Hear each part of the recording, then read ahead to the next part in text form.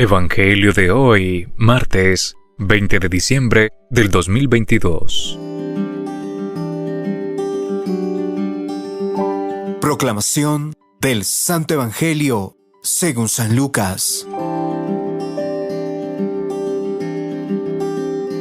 En aquel tiempo, el ángel Gabriel fue enviado por Dios a una ciudad de Galilea llamada Nazaret, a una virgen desposada con un varón de la estirpe de David, llamado José. La virgen se llamaba María. Entró el ángel a donde ella estaba y le dijo: «Alégrate, llena de gracia, el Señor está contigo».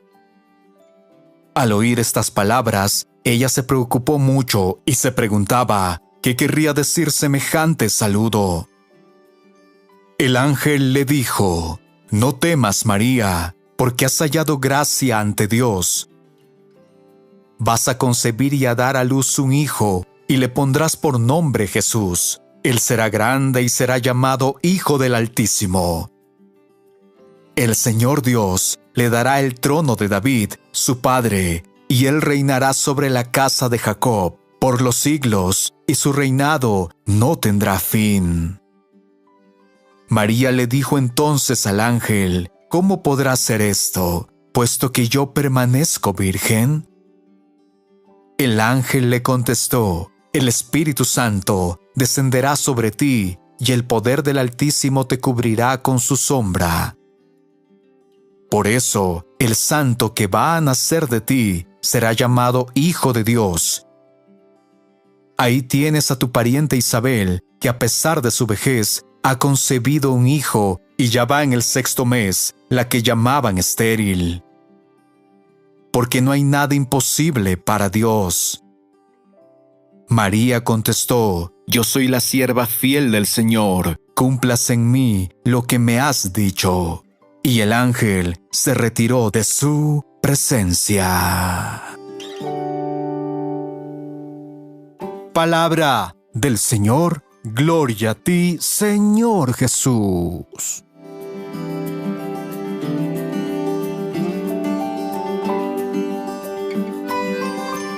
Apreciada congregación, basemos nuestra reflexión en los siguientes 4 puntos para llevarnos una enseñanza a nuestra vida práctica. En el primer punto de la meditación, reflexionemos con ayuda de estas palabras: «Alégrate, llena de gracia, el Señor está contigo». Quiso Dios intervenir en nuestra historia con el propósito de salvarnos. Para ello ideó un plan en el que habrían de participar María y José. A cada quien le cupo un rol. La Virgen María sería la madre de Jesucristo. Obviamente, para quien no quiere creer en Dios, este es un plan descabellado porque no se ajusta a nuestra lógica mundana. Quienes así razonan se olvidan de un detalle. Dios ha creado el universo y todo lo contenido en él, incluyéndonos a nosotros mismos y nuestra lógica. Resulta incongruente que haya entre los creyentes en el Dios de Israel algunos que pretendan ignorar estos episodios o interpretarlos a su manera. Es decir, aplican su percepción de la lógica divina tan solo para lo que les parece. Es un tremendo error seleccionar aquello que nos gusta o parece y dejar lo que no nos convence. ¿Con qué criterio hacemos eso? ¿No somos autoridades en la interpretación de las Sagradas Escrituras? Entonces, ¿no resulta demasiado arrogante? Si es nuestro capricho, podemos poner en duda lo que queramos. Y si nos ponemos a escoger también. Pero, siguiendo este camino, lo único que lograremos será unas escrituras y una idea de Dios totalmente distorsionada. Manipulando las escrituras y manipulando a Dios, terminaremos por crear nuestro propio Dios. Un Dios a nuestra imagen y semejanza, es decir, exactamente a la inversa de lo que se nos dice en el Génesis. Y esto no puede ser así, pues los que creemos en Jesucristo, creemos en un Dios creador de todo cuanto existe, tal como confesamos en el credo. En el segundo momento de la reflexión, pensemos en estas palabras. Al oír estas palabras, Ella se preocupó mucho y se preguntaba qué querría decir semejante saludo. El único Dios verdadero es del que nos hablan las Escrituras. Este Dios se nos ha manifestado a lo largo de la historia a través de los profetas. Creamos en Él tal y como nos lo cuentan las Escrituras y como nos lo ha transmitido nuestros padres de generación en generación. Gran parte de todo lo que sabemos se lo debemos a ellos, incluyendo nuestra fe. Pero nuestra fe no aparece de un momento a otro, sino que también ha sido transmitida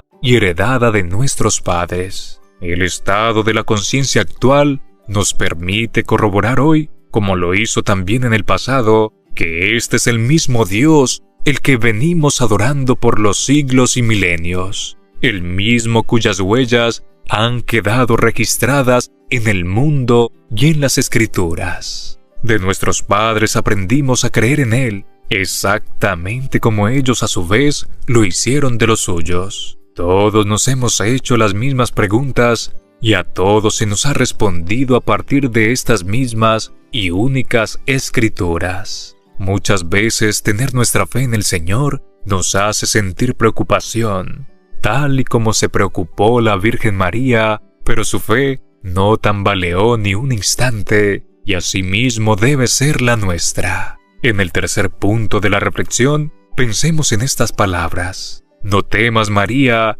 porque has hallado gracia ante Dios. Vas a concebir y a dar a luz un hijo, y le pondrás por nombre Jesús. Hoy en este periodo del año, volvemos nuestros ojos a Jerusalén, exactamente como lo hicieron hace muchos siglos atrás nuestros antepasados, para recordar y celebrar un acontecimiento, el nacimiento de Jesucristo, el Hijo de Dios, nuestro Salvador. Dios dispuso hace poco más de 2000 años naciera Jesucristo en Belén, hijo de una mujer virgen, muy humilde, llamada María, desposada con José. Él sería nuestro Salvador, aquel del que hasta entonces hablaban las Escrituras como el Mesías. Quiso Dios nuestro Salvador que ninguno de nosotros se pierda, que habiéndonos creado por amor, para ser felices y vivir eternamente, no fuéramos a perdernos por error, por soberbia, por no hacer lo que Él nos mandó desde siempre.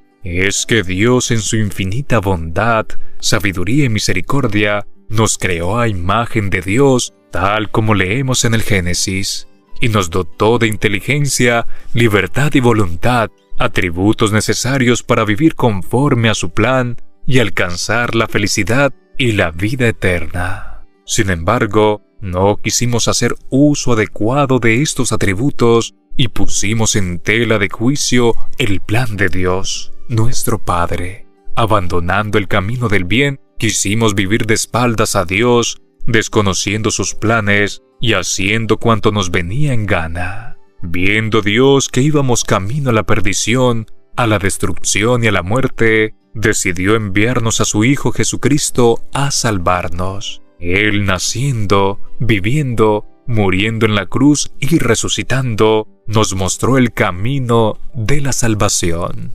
En el último punto de la reflexión, concluyamos pensando en estas palabras. Yo soy la esclava del Señor, cúmplase en mí lo que me has dicho. Jesucristo nos habló de su Padre, aquel que lo había enviado, y nos dijo que este era Dios mismo, nuestro Creador, y nos enseñó a referirnos a Él como Padre nuestro. Él nos dijo que el modo de llegar a ser aquello para lo cual fuimos creados es amando a Dios por sobre todas las cosas y amando al prójimo como a nosotros mismos. Hemos de seguir su ejemplo. Con su vida, pasión y resurrección, Él nos ha mostrado el camino. Todo lo que tenemos que hacer es lo que Él nos ha mandado. Para ir al Padre, para salvarnos y vivir eternamente, debemos seguir a Cristo. El Evangelio de hoy nos habla precisamente de cómo esta voluntad de Dios se cumplió con la colaboración, disposición y fe de la Santísima Virgen María. Ella creyó que lo que Dios había dispuesto era posible y se entregó plenamente a la voluntad de Dios. Meditemos el ejemplo de fe que nos da la Virgen María. aprendamos a oír y discernir la voluntad de Dios en nuestras vidas y dispongámonos a hacer lo que nos manda. Solo en Él alcanzaremos la salvación y la vida eterna. Ahora, con las siguientes preguntas, cuestionemos nuestro proceso de conversión a la luz de la palabra meditada. ¿Cómo es mi disposición ante el plan de Dios? ¿Cuáles son las cosas de este mundo que me apartan de hacer la voluntad del Padre? ¿Qué puedo hacer para seguir el ejemplo de entrega de María? Oremos. Padre Santo, no permitas que nos alejemos de ti, ni que por soberbia pongamos en duda tus planes. Que estemos siempre dispuestos a hacer incluso lo imposible, con tal de seguir a tu Hijo amado. Te lo pedimos por nuestro Señor Jesucristo, que vive y reina contigo en unidad del Espíritu Santo y es Dios, por los siglos de los siglos. Amén. Que el Señor te bendiga abundantemente en este día, en el nombre del Padre, del Hijo y del Espíritu Santo. Amén.